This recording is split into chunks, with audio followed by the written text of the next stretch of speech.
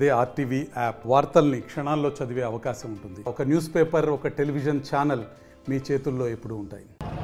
గత కొన్ని సంవత్సరాలుగా రెండు గ్రామాల మధ్య ఇసుక సరిహద్దు వివాదం కొనసాగుతుంది. వాగులో ఉన్న సరిహద్దు వివాదాన్ని పరిష్కరించాలని చెప్పి గ్రామస్తులు చాలాసార్లు జిల్లా కలెక్టరేట్ కార్యాలయానికి వచ్చారు. అయినప్పటికీ కూడా అధికారులు స్పందించాలని చెప్పి నేడు జిల్లా కలెక్టర్ ఉన్నారు జానకంపేట గ్రామస్తులు. అసలు జానకంపేట గ్రామస్తులకు ఎన్ని సంవత్సరాల నుంచి ఈ సమస్య ఉందనే సంబంధించారు. చెప్పండి, మీకున్న సమస్య ఏంటి, ఏమైంది అసలు?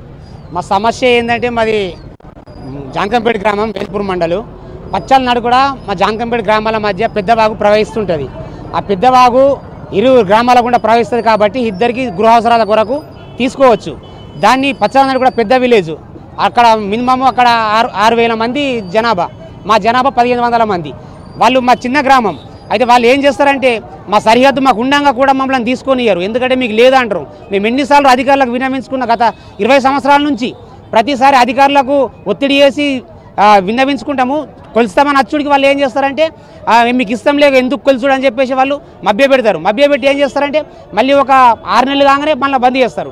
బంద్ చేసి మాకు జరిమానా విధించడము, మా పశువులను తీసుకుపోవడము, వావులకు దిగడకపోవడము, అలా గత కొన్ని సంవత్సరాల నుంచి మమ్మల్ని ఇబ్బంది పెడుతూనే ఉన్నారు.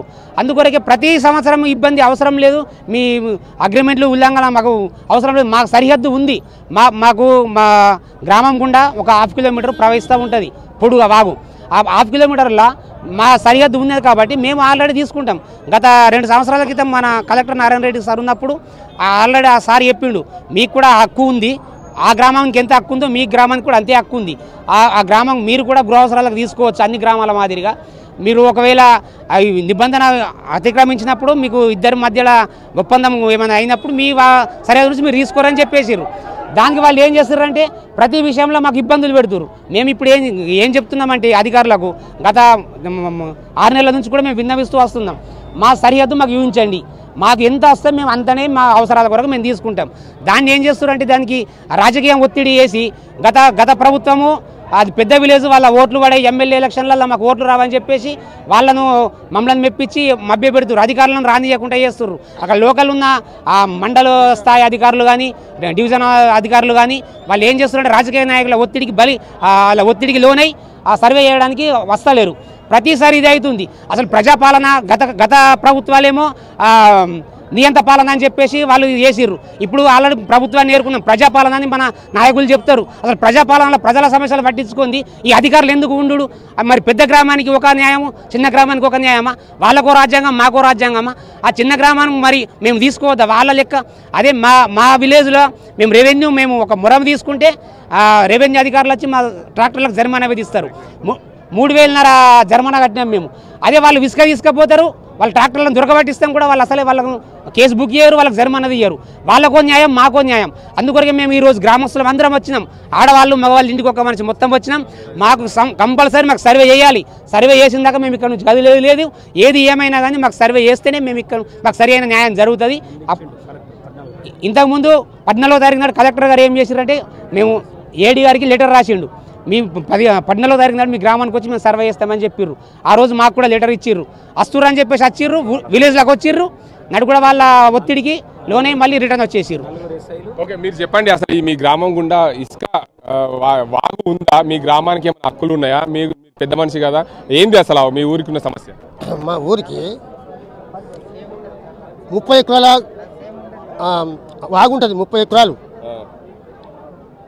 40 ఏళ్ళ మనం తిప్పల పెడుతుర్రు. వాళ్ళు అనుకో గ్రామం వాళ్ళు 6,000 మంది, మేము ఒక 1,000 మంది. మా ఊరికి ఒక్కసారి 3,000 మంది వచ్చి మా సర్పంచ్ని దాడి చేసారు. 3,000 మంది వచ్చారు. ఆయనకు బీపెక్కిపోయింది, దావకాళ్ళకు పోయాడు. మీకు ఏం కావాలి సార్? చివరిగా న్యాయమే. మాకు ఉసుక సర్వై మా భూమి మాకే కావాలా? మా సరిహద్దు ఆడికెళ్ళి ఉన్నదో మా సరిహద్దు మాకు చూపెట్టాలా, అంతే. మీరు చెప్పండి, అసలు మీ గ్రామానికి ఉన్న సమస్య ఎన్ని సంవత్సరాల నుంచి ఉంది? ఇసుకకు లేదా వాగుకున్న సమస్య? సార్ మేము చిన్న ఉండగా ఇసుక తీసుకుంటుండేమి, అక్కడ బావిలు తోడుకొని నీళ్లు ఎత్తిపోసుకొని పండించుకుంటే సరిహద్దు చూపించాలి. సరిహద్దు చూపించడానికే కలెక్టర్కు ఇంటికి వచ్చినాం సార్. ఆడవాళ్ళు ఫ్యామిలీతో సహా వచ్చినాం సార్. సరిహద్దు అయితేనే ఇక్కడికి వెళ్తాం సార్. మాకు చిన్న పిల్లలు అందరం ఇంటికి వచ్చినాం సార్.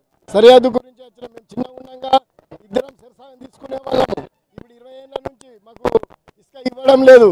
మా గృహ అవసరాలకే సార్, మేము అమ్ముకోవడానికి కూడా కాదు, మా గృహ అవసరాలకే ఇసుక కావాలని ఇంటికి ఒకళ్ళం వచ్చినాం సార్ మేము.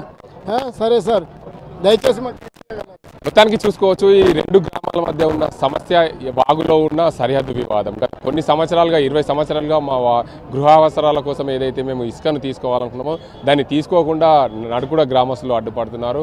గత కొన్ని సంవత్సరాలుగా మేము జిల్లా కలెక్టర్కు అదేవిధంగా స్థానిక అధికారులకు విన్నవించినా కానీ ఇప్పటివరకు కూడా ఎక్కడ కూడా మా సమస్యను పరిష్కరించే దాఖలాలు లేవు.